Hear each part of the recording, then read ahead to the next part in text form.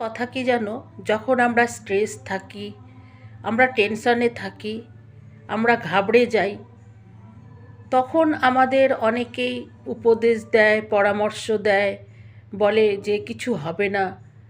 কিছুক্ষণের জন্য তো আমরা ভাবি চলো ভাই ঠিক আছে, কিন্তু ঘুরে ফিরে কিন্তু আমাদের সেই চিন্তা কিন্তু মাথাতে আবার চলে আসে।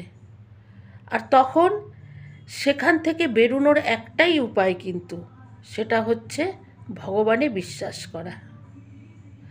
মিলিয়ে দেখে নেবে যে ভগবানকে বিশ্বাস করে না সে কিন্তু পরিস্থিতিতে হেরে যাবে, আর যে ভগবানকে বিশ্বাস করবে সে পুরো শক্তির সাথে সেই পরিস্থিতির থেকে বেরিয়ে আসবে।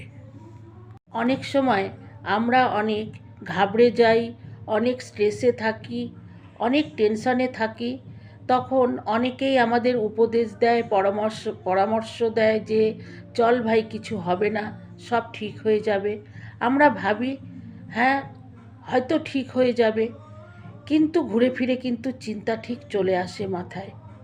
আর ওই চিন্তার থেকে বেরোনোর একটাই উপায় আছে, সেটা হলো ভিতরের তাগদ। আর সেই তাগদ আসে ভগবানের থেকে। মিলিয়ে দেখে নেবে, যারা ভগবানকে বিশ্বাস করে না তারা কিন্তু খুব তাড়াতাড়ি হেরে যাবে, পরিস্থিতির থেকে বেরোতে পারবে না। আর যারা ভগবানকে বিশ্বাস করে তারা পুরো দিল লাগিয়ে লড়ে যাবে আর ওই পরিস্থিতির থেকেও বেরিয়ে আসবে।